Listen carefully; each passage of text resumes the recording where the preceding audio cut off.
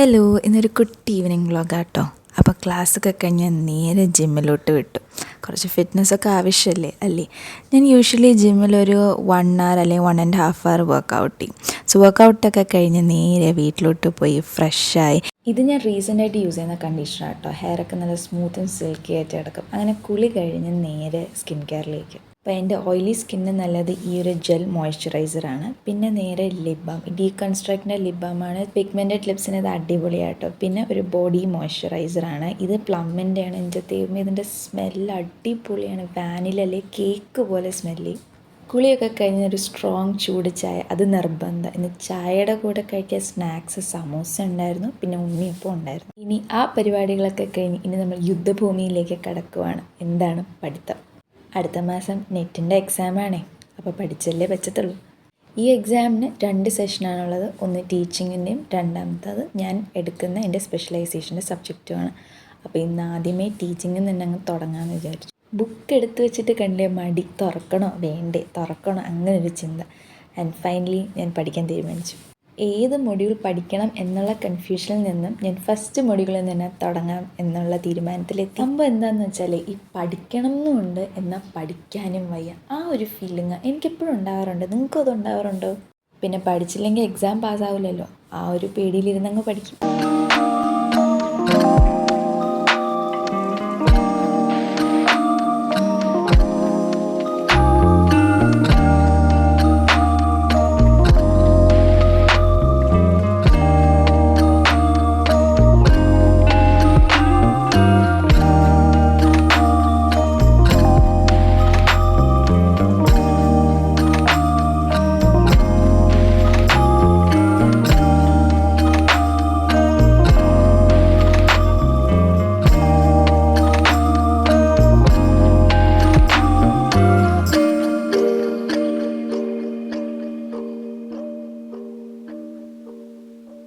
പഠിത്തത്തിൻ്റെ ഇടയിൽ നോട്ട് എഴുതാമെന്ന് പറഞ്ഞൊരു ബുക്ക് എടുത്ത് അതിൻ്റെ ക്യൂട്ട്നെസ് കണ്ട് അതും നോക്കിയിരുന്നു. ഇത് ഞാൻ ഫ്ലിപ്കാർട്ടിൽ നിന്ന് വാങ്ങിച്ചൊരു ക്യൂട്ട് ബുക്കാണ്. നല്ല രസമല്ലേ.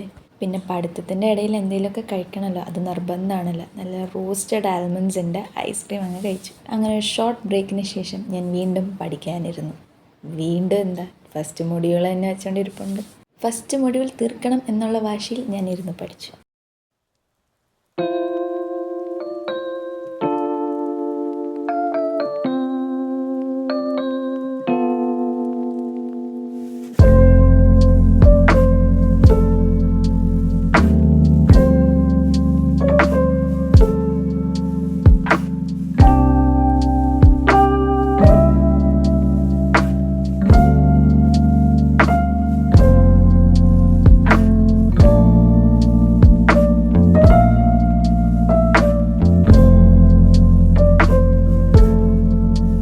അങ്ങനെ ഇന്നത്തെ യുദ്ധം അവസാനിച്ചിരിക്കുന്നു. ഞാൻ എൻ്റെ ഫസ്റ്റ് മൊഡ്യൂൾ സക്സസ്ഫുള്ളി കംപ്ലീറ്റ് ചെയ്തു.